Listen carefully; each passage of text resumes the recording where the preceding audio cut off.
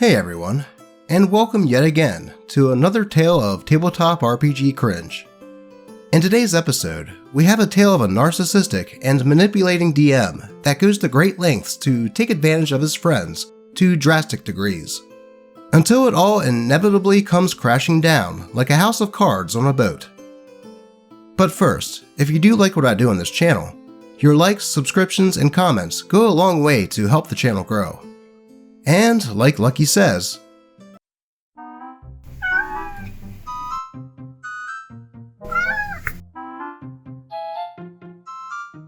but with the appeasing of the algorithm dragon done, let's hop right into the story. And strap in, cause it's a bit of a long one. The GM who bullied, railroaded, controlled, exploited, and had everyone else to blame when karma came knocking. By Reddit user Miss Meow 989. Hello everyone. This post might end up long, so I will have to skip a little of the ridiculousness of this amazing GM.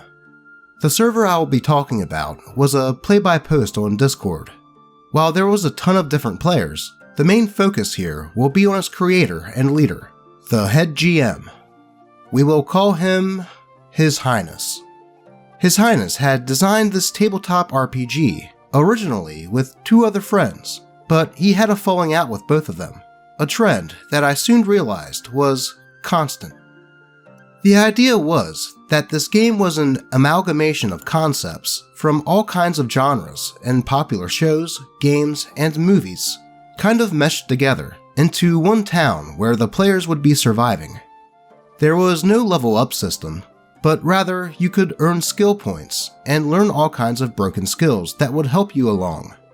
Your power was based solely on these skills, along with overpowered items, which often were made up on the spot and could literally be anything, ranging from a holy hand grenade, Excalibur, to a lightsaber. Basically, if it existed in commonly known culture, it was likely in this game. Now, the real trick to this game, and it was the most unbalanced thing I have ever come across, attacks automatically landed, and you had 2 attacks. Without a level up system, your health was also fairly set at around 20 or 40, depending on your race, and often weapons could do insane things, such as 1d20 plus strength plus dex damage. It doesn't take a keen mind to find the issues in this. Despite this, I'm the kind of person who really likes roleplay over actual combat, so, despite the already broken system that I was walking into, I figured something was better than nothing, right? Oh, how naive I was. His Highness would tell people he was making the game. We were its beta players, and would be helping him make it. Yes, it had flaws, but don't worry, he would be fixing them. With that promise in mind, I made a vampire character whose focus was around taming monsters as pets, probably the most appealing dynamic to me, and I joined the game. The issues became apparent very quickly. Firstly, His Highness set up a Patreon, which he insisted, publicly, would be an option for players who wanted to help support him in developing his game. If you donated monthly, you would not only be making it easier for him to focus time on making his game better and more fair for everyone, but most importantly, it would give players more power and development. If you donated, then he would focus his energy on the areas you wanted to see developed. An example, are you a magic player? Donating would mean he would prioritize making new spells and items that worked for you. This was at least the promise. I found out later that he used the Patreon to pressure players. You didn't want your character to die? Well, a donating player wouldn't be targeted, and your character would be given better items to survive in his broken little sandbox of a world. What? You wanted to own a shop? That's fine, but if you want wares to sell, you had better be a patron, or else he would ensure that a paying player would not only be given a shop, but the wares and funds to make your shop null and void. Oh, wait, you're only donating $5 a month? Well, if you go up a tier and donate $10 a month, then your character can have some plot, because His Highness's time was very valuable, and you had best kiss his feet if he permitted you some of his time. Now, at this point, you're probably thinking, how did this guy have any players? The simple reason? He wasn't on that much. He would usually only get on over the weekend and leave his other GMs to lead and maintain his game for him. Now, I came to find out that none of his GMs had any real GM experience. They were his friends in real life, and he used social pressure to control them. An example of this is he had these two ladies who worked as GMs. He would gaslight these two sweet ladies by telling them he depended on them. They were his close friends, and if they didn't help him, the server would fall and it would be all their fault. He would say that his other friends had abandoned him, but they wouldn't because they were true friends, and he could depend on them. Meanwhile, His Highness would also tell them how he needed their help. He would regulate all of the server maintenance on them, and have them run encounters with little to no guidelines. He would have them help new players, and ensure they ran the world of RP while he got on whenever he felt like it. Though, if they, however, were not on every day, it was because they didn't care. They were going to leave him like so many others had. He had these two wrapped around his finger. Mind you, that Patreon? It only went to him, and the GMs under him who, did the work. They didn't get anything. Now to tell where I come in. My character was a sweet little vampire who literally could befriend even the most intense edgelord. She got along with everyone, and as a result, it wasn't long before I got to know most every one of the players, including the other GMs. The other GMs, as previously mentioned, didn't know how to lead, and I was not only friendly and liked, but also quite experienced. They would message me, asking how to do things, since His Highness would sometimes take days before responding, if he even bothered. I started helping to run things, and even played other NPCs to help keep the game progressing. Obviously, His Highness was not happy. He became upset that I was leading things without his permission, and even wanted to take away my happy little character as punishment. Needless to say, literally everyone turned on him. We had GMs threatening to leave, which, since he wasn't on much, meant he wouldn't have anyone to lead his server for him. In the end, he grudgingly asked me to be a GM and put me in charge of the black market, one of the few jobs he hadn't already relegated to someone else. This is important, because this meant I was in charge of running his favorite NPC character, the black markets dealer who was a powerful demon. We will just call his character the OP Demon Dude. I read and reread every note he had on the characters and the black market as a whole, so I could run them as best as I could. This fact will be important later. Now, as a GM, I was privy to the GM chats and took part in a weekly meeting. During those meetings, he would assign tasks for the others to do, and set up what he called upcoming story. Essentially, it was side missions since the game didn't really have much of an overarching plot. Most of his stuff revolved around trapping a group of players in a place for a week and giving them a single hard battle to resolve. Most of the time, the battle would be retconned by one of his overpowered NPCs, or a single item he had given a player he favored. This wasn't the worst of it though.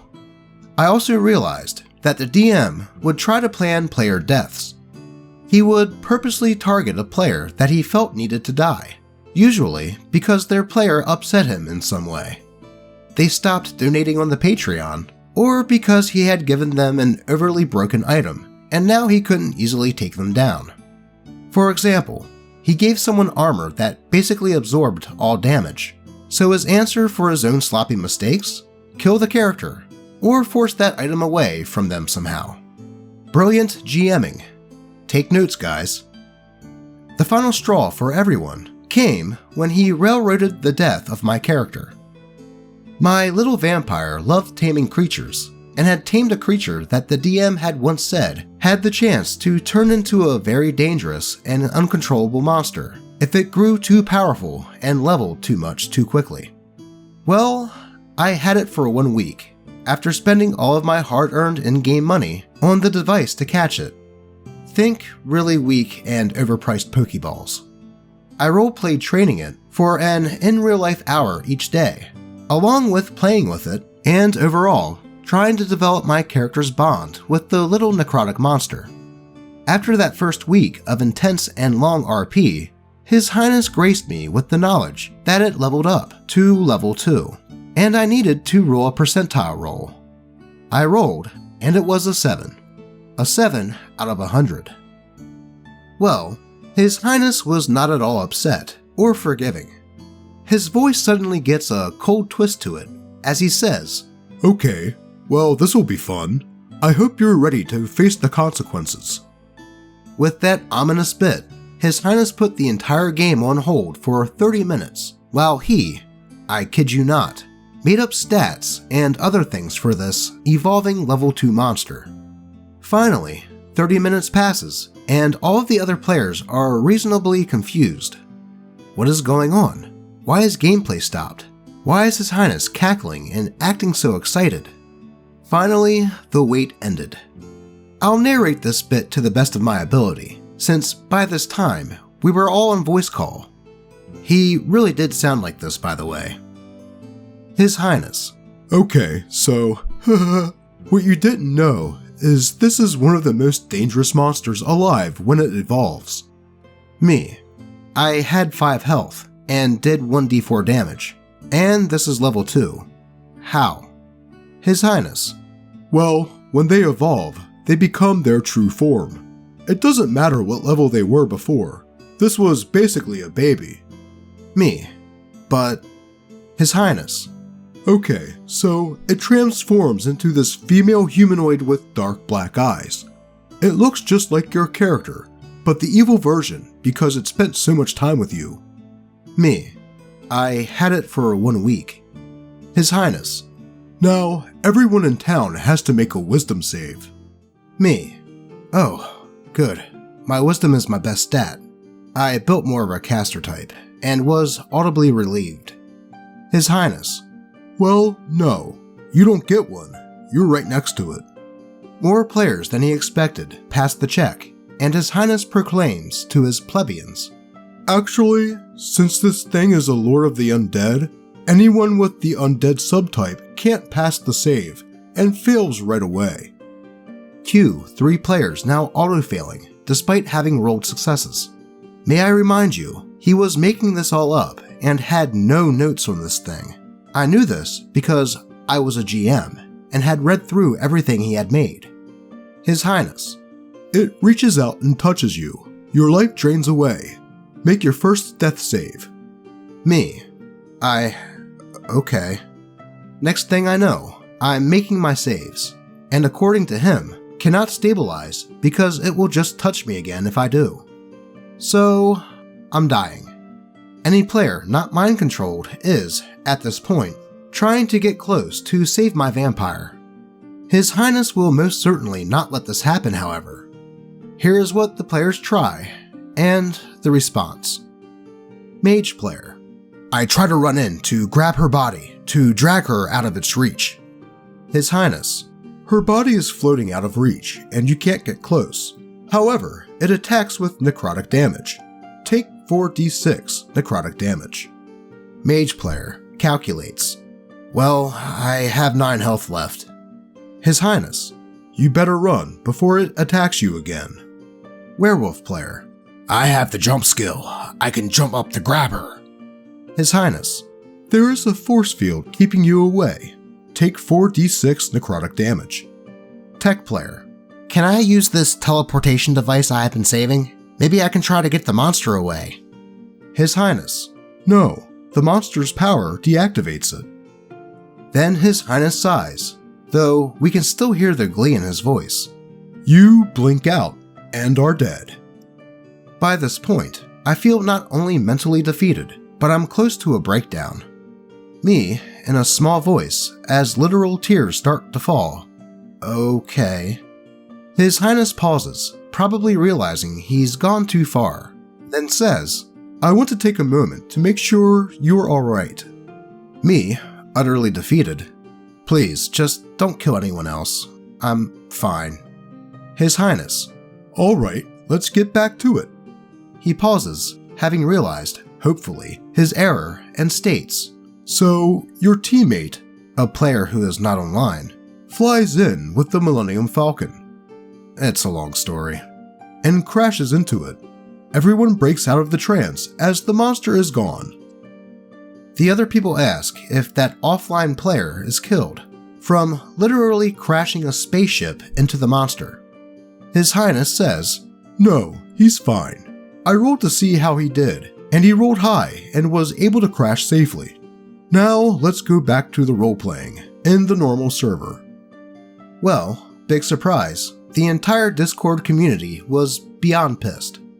Over the next 2 days, I stayed offline and honestly needed to not focus on what felt like an unfair murder of my PC. I didn't talk to anyone else, with the exception of those 2 sweet GM girls, bless their kind selves. They supported and stood by me. Through them, I found out His Highness was getting angry messages from literally everyone, even players that no longer played. So, my readers, what did he do? What was his well thought out and adult response? We were all being overly sensitive, and he had given everyone a chance to save my character because she should have died before a battle even started. It got to the point where he called me on the phone to demand why I was complaining about his choices as a GM, and to tell me that I was not respecting his leadership. I told him that I was not talking to anyone else, that I had stepped away for my mental health because I had broken down emotionally, literally something I had done one other time in my entire life, and I was not ready to speak to him at length. He then called my husband, his biggest and best mistake. Here's where karma came to fight, with both guns blazing. See, my husband was also a player in his game, and an ex-Marine. He's also a fantastically supportive and good man, as well as probably just a bit flipping amazing. His Highness tells my husband that the server is turning on him, and he's worried that, without support, the entire thing will end. Well, my husband suggests to His Highness that if he really wants to save the server, he can help, as long as His Highness does exactly what he says. My husband has the perfect way to save the situation. In-game, some players speak with a time-related NPC that is the master over time travel, etc. And the time NPC tells them, "You can bring her back from the dead. However, to save a life that is meant to be lost, time still has to have a death to balance it. Someone else, more powerful and dangerous, must die in her place." OP Demon Guy, aka His Highness's favorite NPC, and the leader of the black market. Now, I will say this. I discovered all of this later, because at this point, I'm not playing. His Highness, under my husband's prompting, had agreed to this whole thing because, according to him, it will take players months to kill him. He is incredibly powerful, and I will make sure it is super hard and no one will get to him. Little did he know, but a group of vengeful players, including my husband and those 2 GM ladies, had stayed up for 24 hours straight in a state of rage and coffee-induced insanity, scheming. The very next day, one of the new players, let's call him Simp, though he was a sweet guy, just, well, a simp, tells His Highness in private that he wants to speak to the OP Demon Guy. His own character was a demon, and OP Demon Guy had been working to recruit him for a while. And His Highness, likely desperate to get someone on his side, agreed. Now, here's where it gets fun. See, like I said before, there was a few things working in the player's favor. To recap, 1. His Highness was barely online and never read the RP, so didn't know that in-game, Simp had been equipped for a suicide mission. 2. Simp was like a brother to my vampire, and had even pursued her romantically, though had been shut down. Thus, Simp was very much on board with dying to save her. And 3. Simp was good at following directions.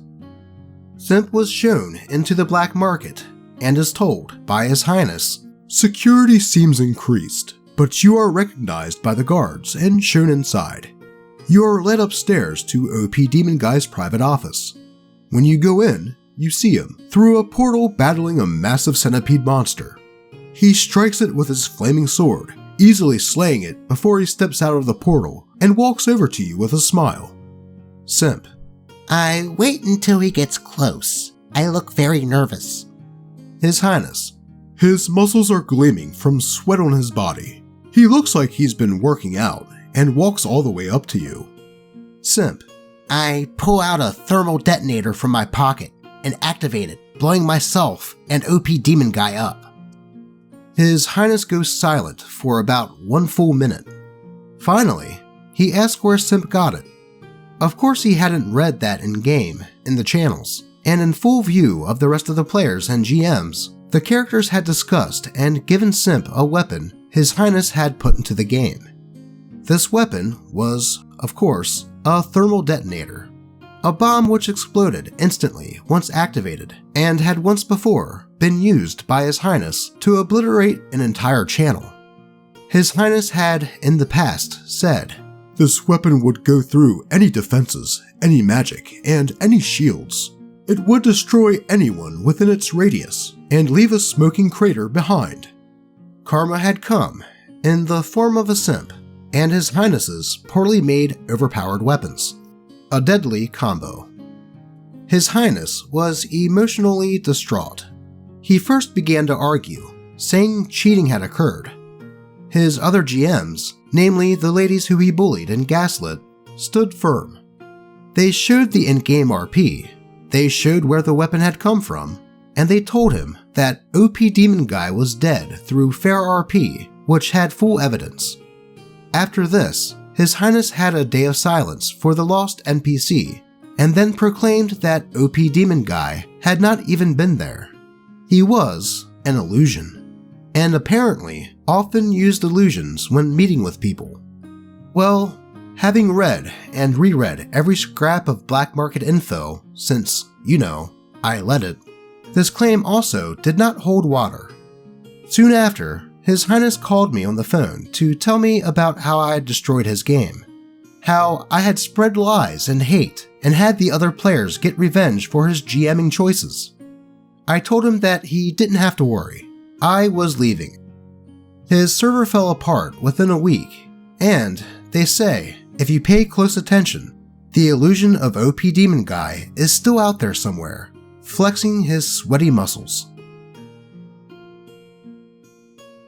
I'm going to be perfectly honest. Everyone involved in this story, except maybe OP, are pretty insane. Firstly, the GM. Running a game with a Patreon that would give players advantage sounds an awful lot like something, say, EA would do, with microtransactions in its video games. Then to just try to purposely kill a player's character after making a mistake of giving them something overpowered, instead of altering the item or just taking it away. I mean, I can understand if the player gets upset by that, but they did know that the game was a beta of sorts, and it would be better than losing the character completely. Then, the other players coming up with a plan to get back at the DM by killing his favorite NPC. Well, yes, that NPC is a bit cringe and sounds like some sort of self-insert. I can never really get behind solving out-of-game issues in-game. If anything, the group of players should have had a meeting of sorts to give criticism on how the GM was running things. Though, the GM did sound like he didn't take criticism well. All the while that this was happening, OP was none the wiser, since she stepped away from the server for a bit. This whole story just sounds like a bad situation all around. And if you ever find yourself in a play-by-post game like this, I'd say keep a lookout for anything like what happened in this story. If you spot the red flags, just leave. And remember the saying, no D&D is better than bad D&D. Though, that's all I have to say about this one. What do you think? Have you ever had a run-in with a GM as controlling as this one? If so, and would like it to be told on the channel, be sure to post it in the comments, on the channel subreddit, or even feel free to contact me on Twitter. As always, I appreciate all of you, and Lucky has a message for y'all. I couldn't have said it any better myself. Until next time.